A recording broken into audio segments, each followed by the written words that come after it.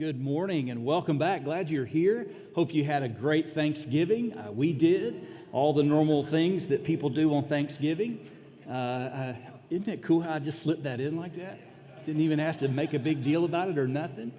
But hey, we're going to finish last week's start on dealing with relational conflict, a biblical approach, because the Bible does address conflict, of course. You might ask, if you're here this week for the first time, why are we even dealing with this during Biblical Literacy Hour? Well, Pastor Jarrett, this morning, Emory, if you were in the 8 o'clock or if you head to the next service, is preaching on Advent, the waiting. Advent means arrival or coming. It is an anticipation of His coming in the sense of His second coming, but also a commemoration of His first coming. So the 4 Sundays of Advent, the first one, the Candle of Hope, is an anticipation sort of Sunday and a waiting, as we heard this morning. So I thought, well, it's not going to do good for me to jump on the Thanksgiving Christmas train. That will be 2 for 1. I thought this would be a great 2-week run to go ahead and do something just a little bit different. Hopefully it'll be helpful. And by the way, it is in the context of Romans, which Mark's been preaching and teaching through, and that is conflict. You remember, we have the story of the church at Rome where the Jews were in charge. They were exiled. The Gentiles rose to the occasion, became leaders of the church, and then the Jews returned. Conflict. Who's in charge of whom? Who gets to decide what? This, that, and the other. Conflict is underlying the entire book of Romans. You'll get to more of that when we get to chapters 13 and 14 or so. So that's a good reason. And then finally, 100% of us in this room will at one time or another deal with relational conflict. I won't ask for a show of hands, but how many of you are in a relational conflict right now? I didn't ask for a show of hands, but thank you for that show of hands. I see, well, if most of us are honest, there are levels of conflict, right? Some are just sort of under the surface, just kind of prolonged conflict, not great relationship. It's a little off. It's a little rocky. It's a little tense. And others of us, unfortunately, are in full-on conflict right now, the outward kind. And that's a shame around the holidays, of course, because what we really want in the holidays is to come together and be together. So with those 3 reasons, I want us to go ahead and take a look at our roadmap. We're going to consider the inevitability of relational conflict. If you've had one, you're not weird. If you've gone through one, if you're going through one, you're not the only one. This would be a good time to show hands, because then you might comfort others who think, well, this is the only time, or I'm the only person, or this only happens to me. No, it happens to all of us. Secondly, we're going to look at the nature of relational conflict, what's really going on. And finally, our points for home will be about half of the lesson today, where we talk about the active part, or the engaging in actual conflict resolution where possible. So with that, let's jump right in. The inevitability, that just means it's going to happen. And as we said last week, church would be a great place to be. And I purposefully chose not to use Champion Forest Baptist Church in this picture.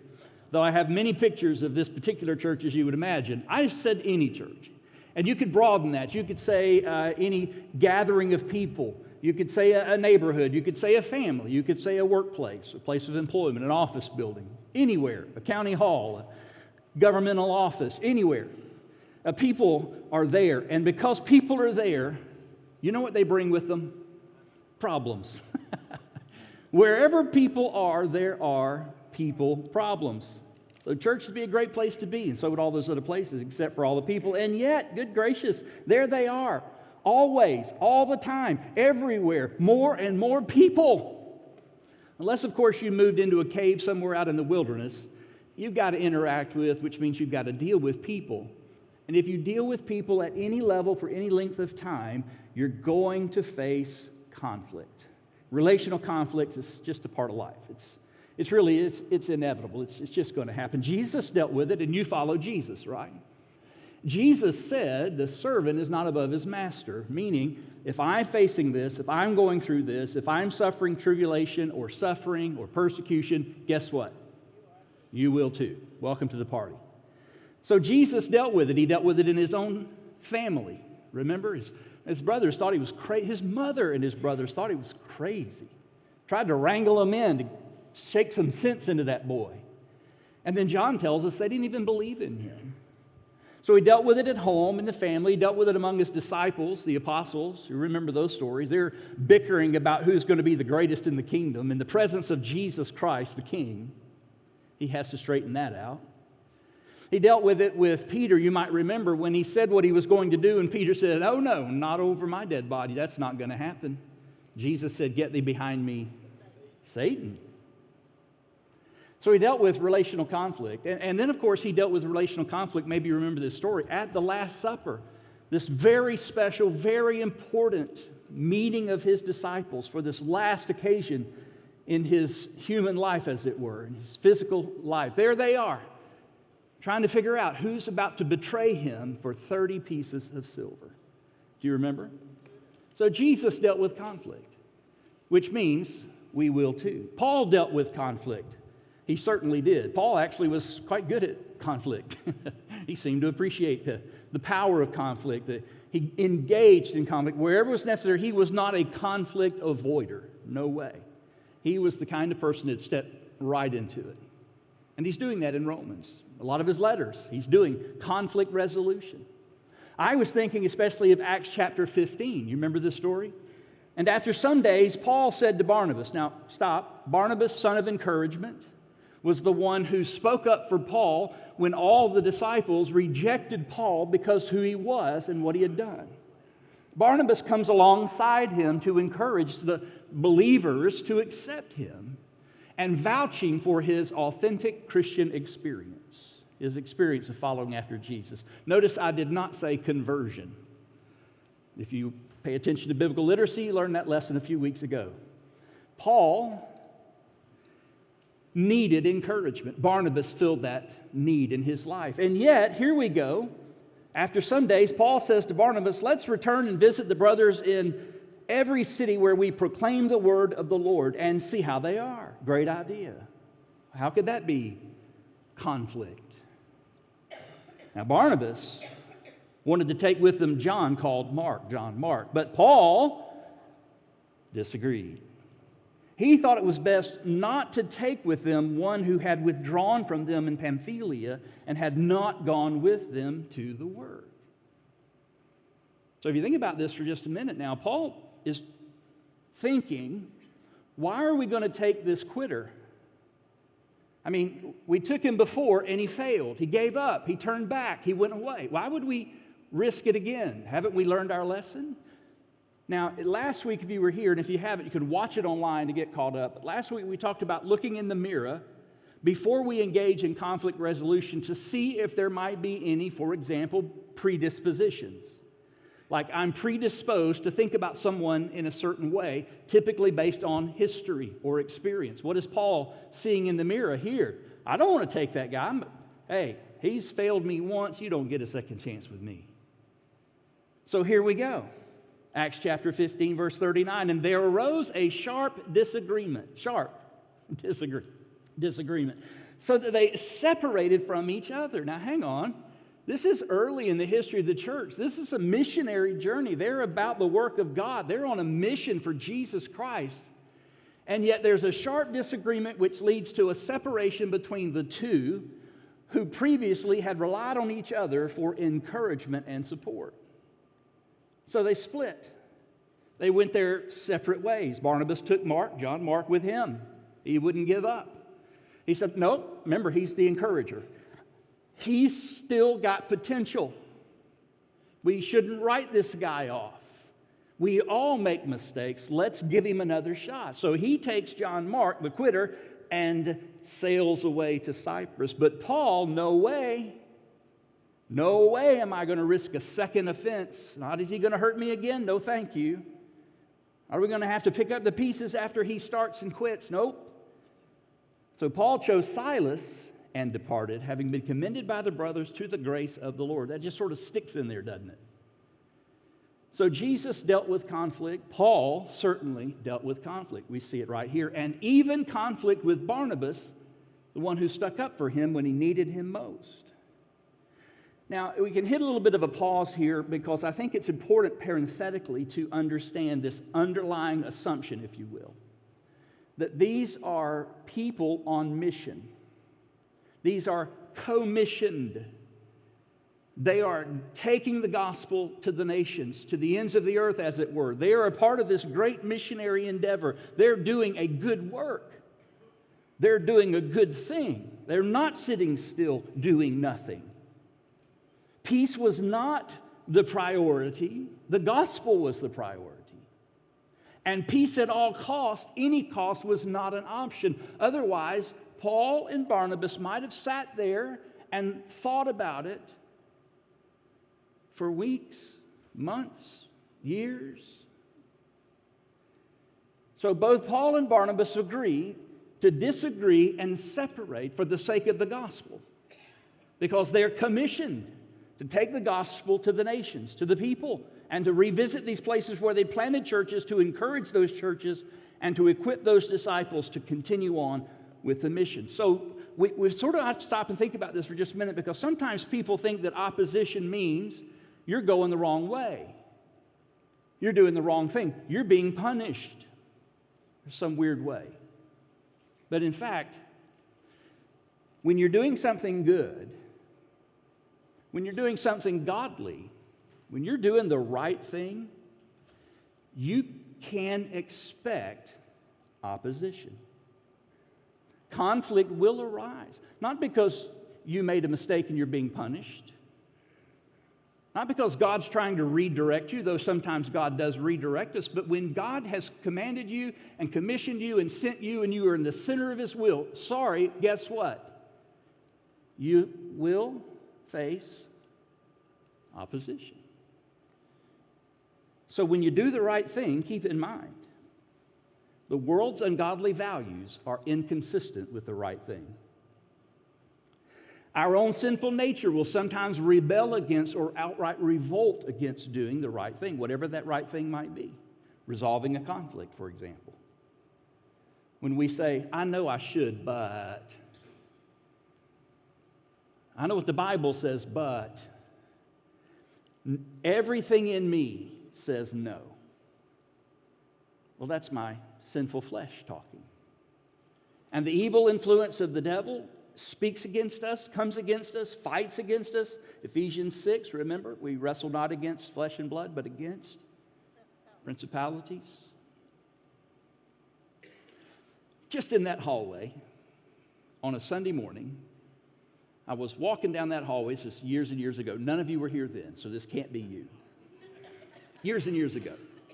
18 years ago, maybe. I'm walking down that hallway, and a gentleman comes up to me, and he says, Pastor, do you think that this opposition we're facing means we're going in the wrong direction? And I said, might mean we're going in the right direction. Take spiritual discernment to know from whence the opposition comes. He turned around and walked off. Because it's a wrong assumption that by opposition or difficulty or outright persecution and certainly conflict means I'm doing something wrong. It may very well mean you're doing something exactly right. Exactly right. So it's important to think about this for just a minute, to understand that if we do the right thing, we're going to create friction. Status quo resists motion. Motion causes friction. You know what happens? Heat from the friction causes fire. Can be good or bad. Sometimes the fire is productive, sometimes it's destructive. So keep in mind when you're doing the right thing, and I think this fits very well within the context of conflict and conflict resolution, that at the same time, at one moment, you are both starting a fire, expecting opposition, friction, heat, fire if it were, and you're trying to control the burn. So you don't run into this thing like your hair is on fire. But you understand that walking into this conflict resolution, to solving problems, difficulties, bridging gaps, bringing peace, can sometimes get hot. And yes, it's a part of it. It sure is. So just keep in mind, back to our roadmap, that conflict is inevitable, even if you're doing the right thing. even if you're doing God's will. Sometimes, especially, because you're doing God's will. So let's transition to our second, and that is the nature. Let's think about this, the nature of relational conflict. What's happening when we find ourselves in conflict? Well, it starts out on a bright sunny day. Everything's fine. The weather's great. The birds are singing. All my friends are in support and in agreement, and we're doing great until the weather changes, conflict arises, and we find ourselves in a relational storm. To varying degrees, we're in conflict. And it throws us or plunges us into this sort of a cycle, first with shock, as we talked about last week, what's happening, which leads to an eruption of emotions, anger, fear, shame. Could be any of those, what we might say, negative emotions, at least initially, that we have to process and deal with. Trust me, feelings are real, and feelings have to be addressed, acknowledged, and dealt with. Which leads us to our first decision, where we might withdraw and choose to be a conflict avoider with the risk that it might come up later with wings. It may come back. Or engage, which leads us to our second decision. We can either go into attack mode and try to win an argument or overcome an opposition with brute force to attack. Or we could choose instead a better direction, which is to reason. Come, let us reason together. Can we talk about this? Hey, could we schedule some time? Could we think about it, maybe just hitting pause and sitting down and just trying to talk through this? Could we do that? That's reasoning, which leads to positive actions, which leads to healing, which leads to conflict resolution. Let me simplify that a little bit. What's really happening here on the right side of the graph is the reaction which leads to emotion. And that's sort of the downward spiral into the conflict. We've gone off the cliff. We've gone off the edge. There's the shock of it. Oh, I'm falling. What's happening? I don't like this very much. I'm angry. I'm hurt. But if we step on through this, we sort of turn the corner and we begin to think about this in a different way. We begin to see it in a different light. Time and space are our friends because we have the time and space to sort of think about this, to get our mind engaged. Because before it was more coming from the chest, from our feelings, our emotions. They're in charge of this process until we sort of cross over into thinking now and we begin to think through this. Well, maybe it's not quite as bad as it felt. Maybe it's not quite as bad as it seemed. Let's think about this, which leads us then to identifying actions that lead us towards conflict resolution. We could simplify it even further and say we've got emotion on one side and reason on the other. Let me tell you what's happening. When we're led by emotions, our heart is telling our brain what to think. Think about that. Our heart is telling our brain what to think. Driven by emotions. And let me just say, this is all of us. Every one of us. When we're entering into conflict, are driven by emotion first. Our emotions take over. That's perfectly natural. It's normal for us in the state that we're in to feel deeply that something is happening. Maybe we caused it, maybe it was done to us. Nevertheless, there is the emotional aspect of this where our heart is telling our brain how to think. If we can cross into the next phase, we will transition to our brain telling our heart how to feel. Do you see the difference? Our brain has to take over and begin to inform our heart based on truth. So emotions are real in the sense of this is how I feel, but they may not be true. Or at least to that degree, because our feelings have a tendency to sort of amplify things. But as soon as we begin to process this and think through it, our brain takes over and starts to inform our heart. So that our heart's not telling our brain what to think, our brain needs to tell our heart how to feel. And that is an acknowledgement. Don't hear that this is a rejection of emotion or feelings. No, remember, one of the most important questions you can ask or statements you can make in conflict resolution is, tell me how that made you feel. can I share with you how this made me feel? That's real. That's actual progress when you can begin to talk about that. But what's guiding that conversation is the rational part of ourself, which then begins to inform our feelings and unpack those and process those and explain those and receive explanation to help us with those. This transition is really important in conflict resolution. If you're in a conflict right now, you can look at this and decide, am I still on the emotion-driven side, or am I thinking more clearly and informing my emotions as to how they should be responding and feeling in this situation? And what you want to do is make that transition. You want to move across into reason, because that's where resolution comes from. That's where conflict can be resolved. And growth. And the benefits, is it worth it? Absolutely. Some of the benefits of healthy conflict resolution, well, you either save or preserve a relationship. And let me just remind all of you with hundreds and hundreds of friends on social media. Friends are hard to find. In fact, I would say they're rather forged than found. And oftentimes what you'll discover is some of your best friends are people that you had to go through some sort of conflict resolution with. And through that handling properly of conflict, you came to resolution, which produced a better friendship or a stronger relationship. Because you've done this together, you came through this. Now you have something of history and experience that strengthens the tie in the relationship. So you save or preserve a relationship. If you're one of these people who says, oh, I don't care, I'll get more friends. Look, you may run out. Better keep the ones you got. Secondly, benefit, you gain new understanding. You learn from that experience. You learn about yourself and you learn about others. Hopefully you learn what buttons not to push or landmines not to step on. This is a part of the learning process and of how to avoid the next conflict. And you learn and gain deeper fellowship and friendships, and finally greater collaboration in the future because you've learned from mistakes of the past. So this is what's happening in the nature, so to speak, of conflict and how we can begin to process through this to rebuild trust, friendship, collaboration.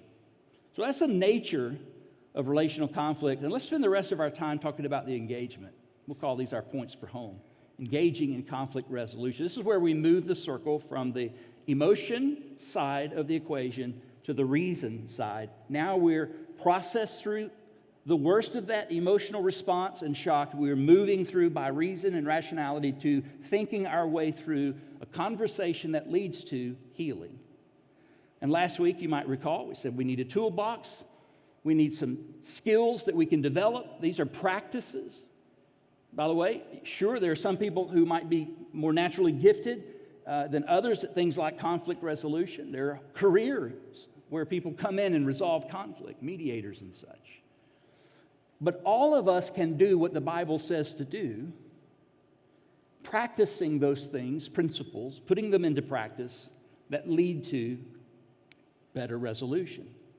Last week, we spent a little bit more time on the preparation side. We said we have to identify the spiritual reality here, that every conflict is a spiritual engagement. There is something happening in the heavens, as it were, and around us. No, it's not as simple as an angel and a demon on a shoulder, but there is the reality that we are surrounded, as it were, in a spiritual climate. So it takes a spiritual approach. We need a mirror to reflect, take a good look at ourselves to make sure that the most difficult person we have to deal with isn't us. Me. I might be the problem here. And when we're talking about problems, we have to remember always in the context that we are to choose love. That's not an option. That's not a request. That's a commandment. You remember. And finally, the power of prayer. We need prayer. Prayer should precede conflict resolution. Prayer prepares the ground, as it were, for conflict resolution. Prayer prepares our heart and guides our mind and goes before us to bring peace. So don't underestimate the power of prayer. And I dare you to go to the person that you're currently in conflict with and say something like this: hey, I know we're having difficulties right now. Could we just agree to pray? I'm going to pray, you pray. Could we just pray? Maybe we could even pray together. Would that be possible? Because if we can take this focus off of ourselves and our problem and direct our focus toward God, many times our approach to Christ and through prayer will bring us together and transcend whatever it is that's the barrier between us, the triangle. So prayer is a really powerful tool we need in our toolkit. And then I mentioned at the close and teased you a little bit that you also need some wisdom to discern. Wisdom to discern. This is preparation. We haven't had the conversation yet. We're still praying and thinking about next steps. And right here, just before we go, we want to pause. And I know the old saying, choose your battles wisely, sounds like a complete contradiction in a lesson on dealing with conflict resolution. I get it. It sounds like a contradiction. To choose your battles wisely.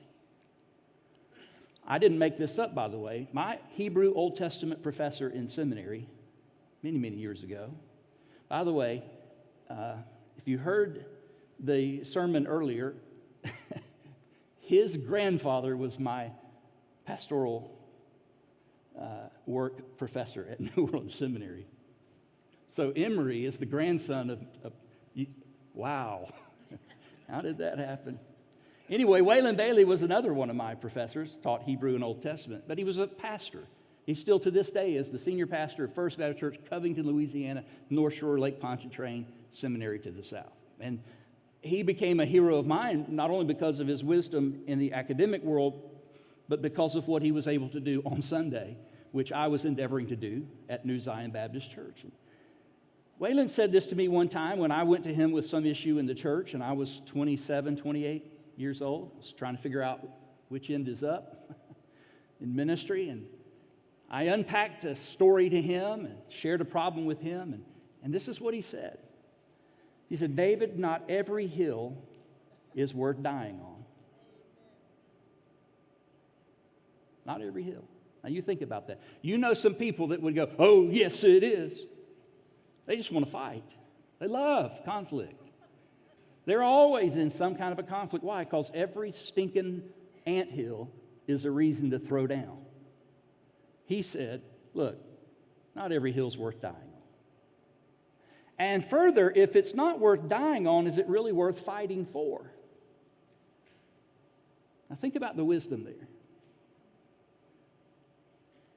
If it's not worth dying over, is it worth fighting over? Think about it. It's good stuff. Doesn't help you with Jeremiah.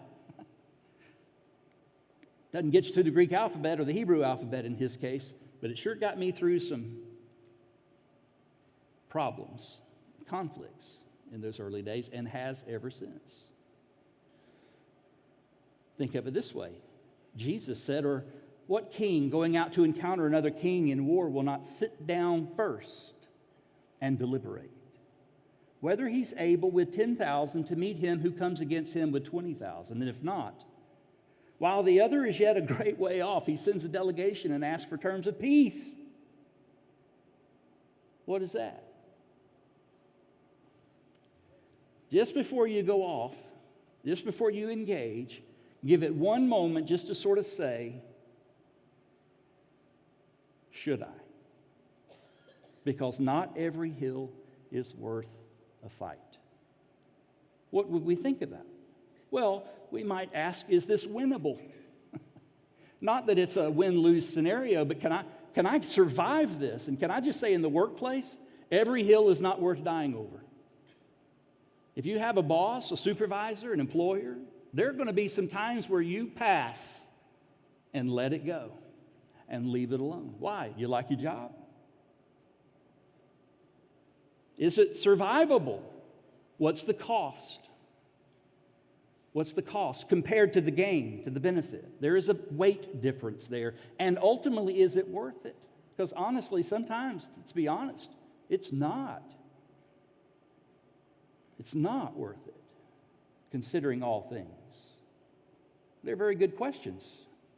And it's not an unbiblical idea. It's not. To say, can I learn to live with it? Can I learn to put up with it? Starting to sound more biblical? Hang on. Can I learn to or choose to overlook it? Well, hang on. Isn't this a contradiction? When you're talking about conflict resolution and engagement to bring peace and growth and all those benefits, is there a time when you would just simply choose to overlook something? Yes. Yes, there is. Paul said, I therefore, a prisoner of the Lord. This is Paul who went to war with Barnabas over John Mark and split ways. It's also the Paul who said, I urge you to walk in a manner worthy of the calling to which you've been called, with all humility and gentleness, with patience. Here it is, bearing with one another in love. You know what bearing with means? To put up with. To deal with it. Even to overlook it, to bear with one another in love, eager to maintain the unity of the Spirit in the bond of peace, because not every hill's worth dying over. Therefore, every hill's not worth fighting for. Maintain the unity of the Spirit in the bond of peace. So this very well may be something I can learn to live with. And if I'm being completely honest, and I'd have to be because you would know if I weren't, some conflicts cannot be resolved. Sorry. I wish there were a switch. I wish there were magic beans. I wish there was some dust you could sprinkle, some prayer you could pray, some thing you could have. I wish. But the truth is, not all conflicts can be resolved. But even the ones that can't be resolved can be managed. They can be managed. And bearing with or putting up with or overlooking is a part of managing problems that you can't rightly or completely resolve. Colossians 3. Put on then as God's chosen ones, holy and beloved, compassionate hearts, kindness, humility, meekness, and patience. Here it is again, bearing with one another. That word is allelon. It means to endure something unpleasant or difficult. To bear with one another implies a willingness to endure with other believers, despite differences and frustrations, with a certain level of tolerance. It means to put up with. So it's actually, in fact, biblical. Especially when you have come to the conclusion, I can't solve or resolve this completely. I'm going to have to decide how much I can take, whether or not I can bear or put up with. Proverbs 19:11, I love this one. Good sense makes one slow to anger, and it is his glory to overlook an offense. Why? Because not every hill's worth dying for. And if it's not worth dying for, is it worth fighting over? Well, I don't have to go any further than my own family to prove this point. See how I just slip pictures in on y'all like that? No, this was with a purpose, because much of what we fall out over in life, if you think about it, be it family, friends, neighbors, co-workers, church members, oftentimes what we fall out over is our attempt to make someone else more like us. Think about that. At the root of a lot of conflict is I want you to do what I would do. I want you to think like I think. I want you to be more like me. Or what I want or expect you to be. Unmet expectations, frustrations. And this is so true in the home and family. Raising kids. Getting married. By the way, Beverly and I said we did, and we meant it, almost 8 years ago. You should give her a hand right now. She deserves it. And I don't know how really, it was more of a process over some time. So there's not like a day where we can go, oh, that was the day.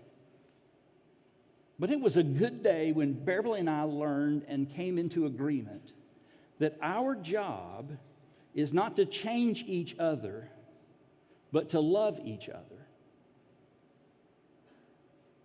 Can I say that again? Yes.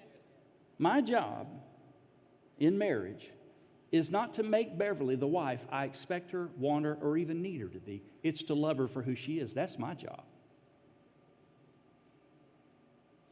But if I'm being completely honest, you're going to not like me anymore after this, but I spent a good bit of our early days in marriage trying to make her the wife I wanted her to be.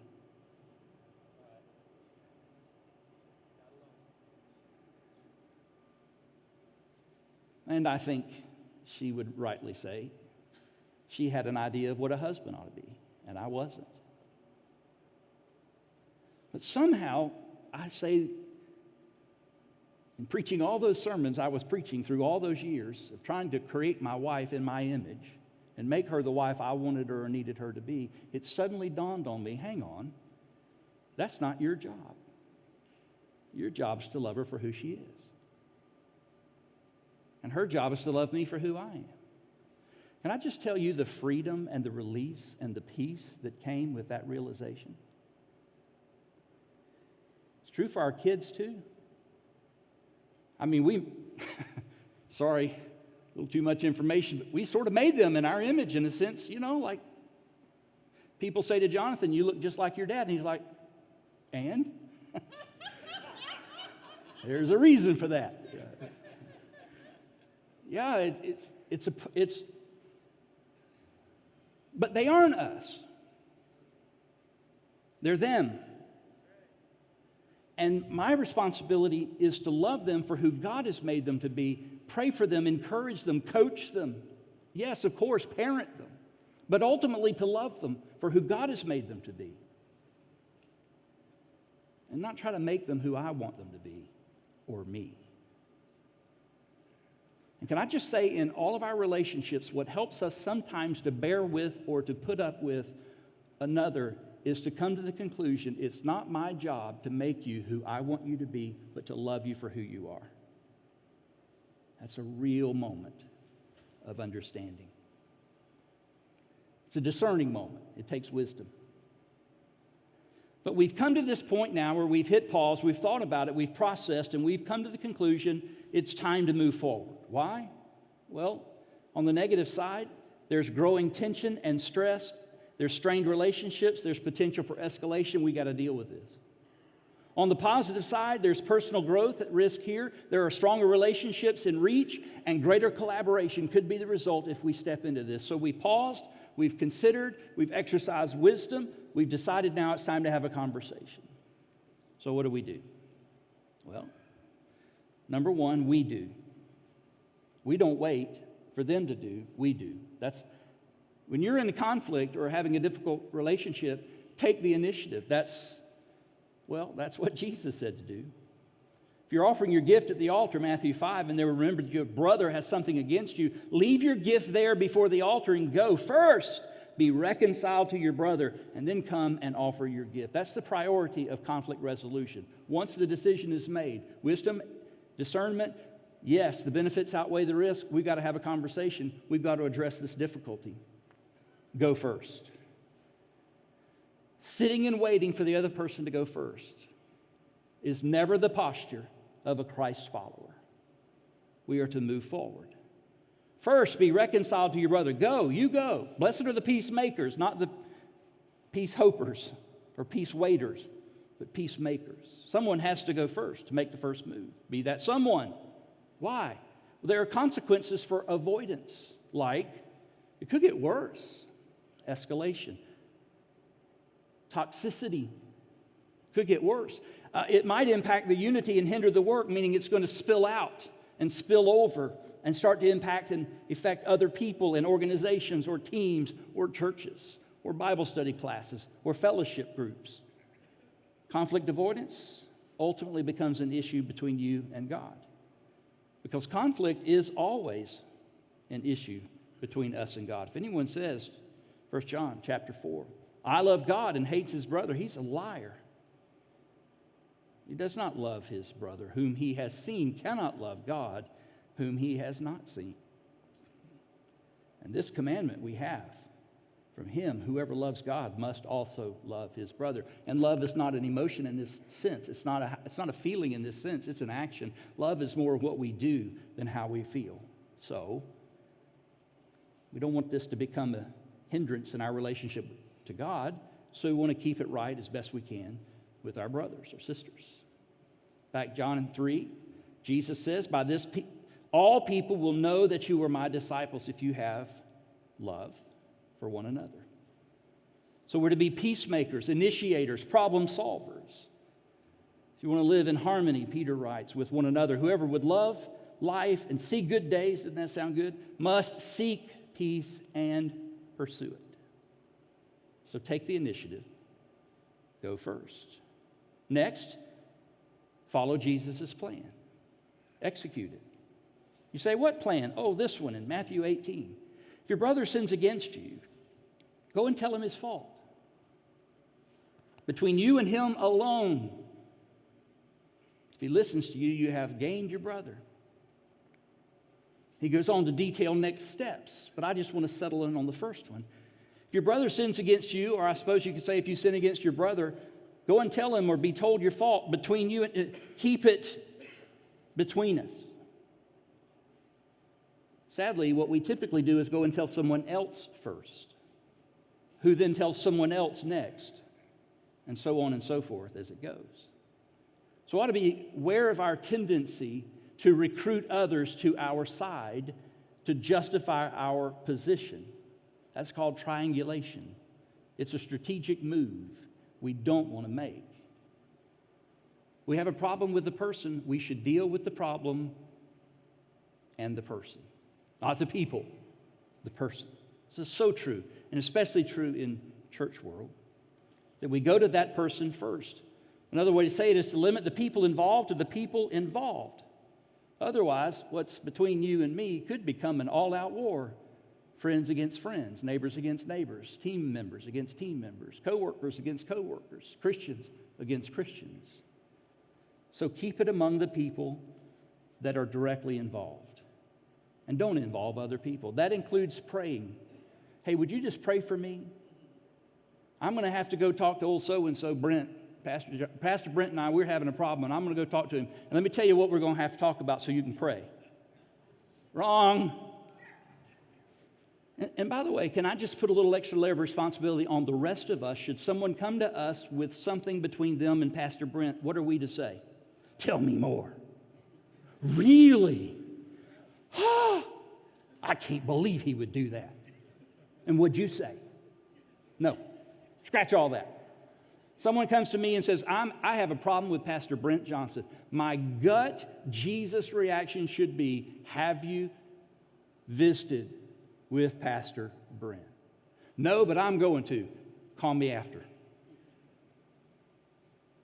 How much would that shut down? Think about that. If all of us mutually agreed not to be a sympathetic ear to conflict that someone is seeking to resolve or inflame through inappropriate channels, wrapped in spiritual hypocrisy. Pray with me about this. No, you're not asking me to pray. You're just sharing with me to enlist me so that I will agree with you and strengthen your position. But instead, what we want to say is hey, listen, man, I appreciate you being willing to confide in me. I want to be praying for you, but I just want to encourage you, go and talk to Brent.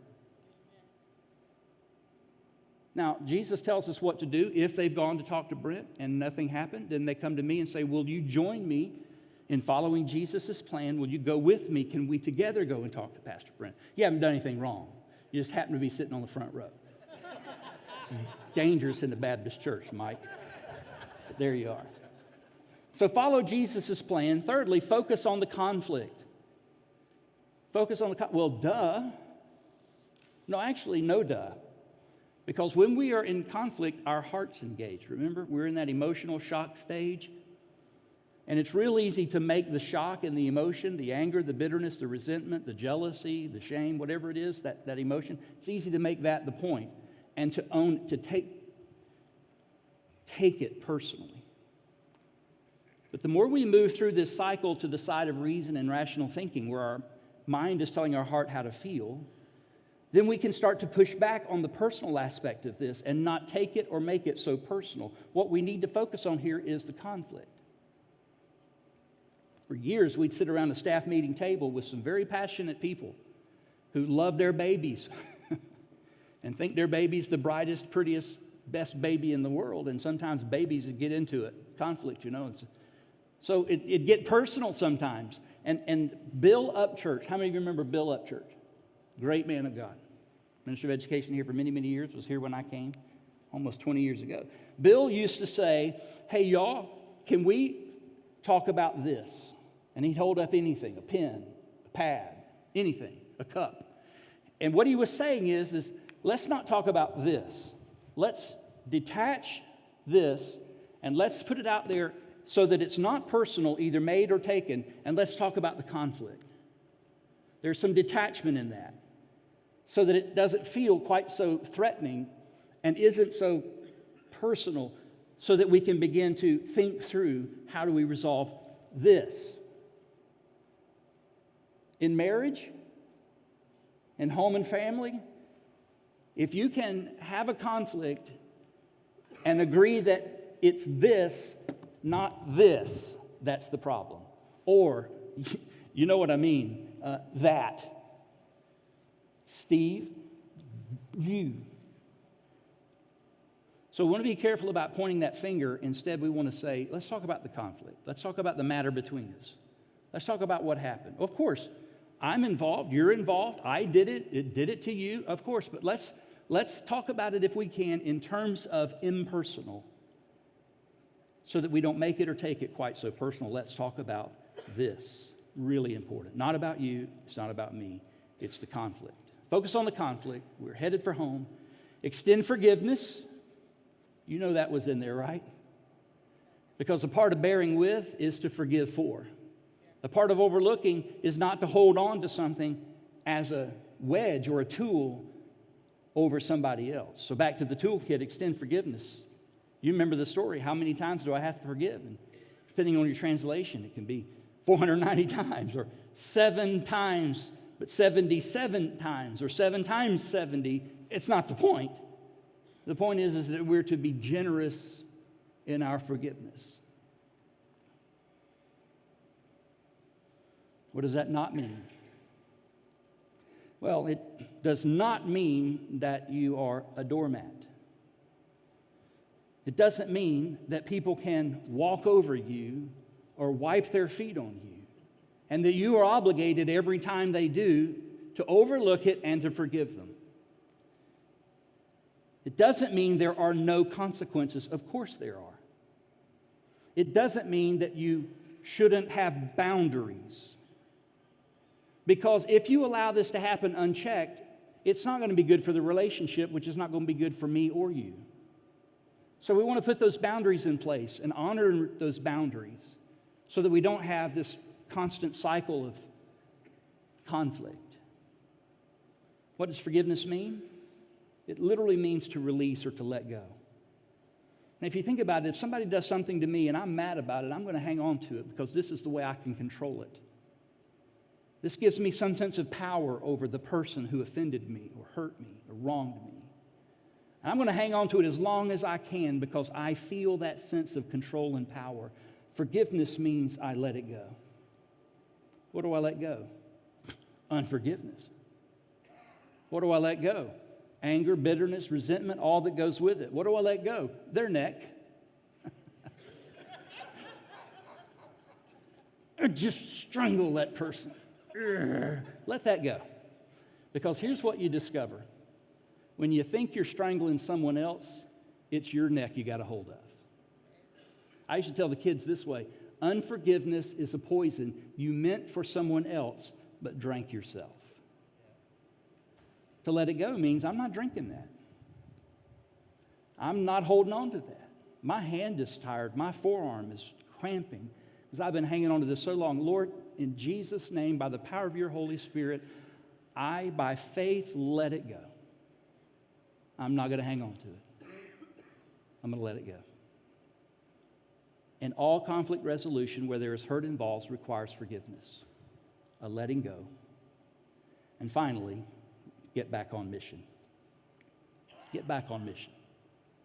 Not just in the church. This could be the mission of your family, which is to have a healthy, happy family, a productive family, a resourceful family, a kingdom-minded, Christ-centered family. That's a mission at home. Could be in the workplace. Could be anywhere where you have this something drawing you together. But suddenly there was a conflict and a break, and it puts you in this cycle down through conflict resolution. And you've worked through it in a productive, positive way, and you've had resolution, and now you're back on mission. It's the back on mission that will propel you up and over through conflict resolution. You have to find something to agree on. You need to get back to what you had in common. Get back to where you were working together. Let that pull you back through the difficult conversation and through the resolution, and whatever changes need to happen, whatever boundaries in place need to be placed. It's something that puts you together, a purpose, a mission, something meaningful that pulls you up and through that resolution unto healing and growth. Identify that. Agree on that. And that becomes just what you need to get up and through. Proverbs 19:21, many are the plans in the mind of man, but the purpose of the Lord that stands. So, Lord, what is our purpose? That this conflict has challenged. Help us get back on mission. By the way, Paul and Barnabas, remember John Mark? If we fast forward, it seems that things have worked out. 1 Corinthians 9:6, Paul refers to Barnabas as a fellow worker and laborer. And what about John Mark? Paul says to Timothy, he is useful to me. So what was a sharp disagreement has led to conflict resolution, healing, and growth, progress, deeper relationships, learn from past mistakes. It seems things have worked out. So they're back on the same team. And if you want to really see an example of this, of what I'm really talking about for the last 2 weeks, all you have to do is look at the cross. We were, the Bible says, at enmity with God, his enemies. While we were yet sinners, Paul writes, while we were sinners, while we were against God, while we were living in rebellion and outright rejection, Christ died for us. Did he wait for us to come to him? No, he took the initiative. By the way, welcome to Advent Sunday, an anticipation and a hope and an expectation that Jesus will come. It's the work of redemption. It's the work of conflict resolution. It's the work of reconciliation. It's all happening around the cross. And it's all affected by the cross. And this is the image and the picture that ought to guide us through every single conflict we have to resolution, because it's the power and the work of God in Jesus on the cross. So some of you after last week shared with me some conflicts in your life. Some of them are long-standing, difficult, deep. And you're wondering if there's any hope or any possibility that peace could ever come or reconciliation ever happen or growth and restoration. Do you understand who we're talking about here? God raised Jesus from the dead. He's a redeeming God. He can work miracles. He can bring life and breath from bones. So, your next step, my next step, is to simply think about those relationships and find ourselves on one or the other side of these two boxes and pick a next step that would move us in the direction of healing and restoration. I want to encourage you to do that. I always try to give you homework. I don't ever have any way of checking up on you. So I just trust you to the Holy Spirit and to your good conscience. That while you can't solve every problem and you can't fix every person any more than they can fix you, there is hope and there is help. So I pray you find it. Father, help us, we pray, towards healthy relationships. Lord, if we've been deeply wounded and we're hurt, help us to heal. If we've made mistakes and we can't even forgive ourselves, much more than expect others to forgive us, Lord, help us to find the heartbeat of forgiveness in Christ and to see what forgiveness looks like and to experience that, if even for ourselves. Lord, give us courage. Give us patience. Give us wisdom. Lord, give us peace. And Lord, give us healthy and whole relationships that honor you and reflect your glory and are testimonies to a watching world that you are Lord. We pray in Jesus' name, amen.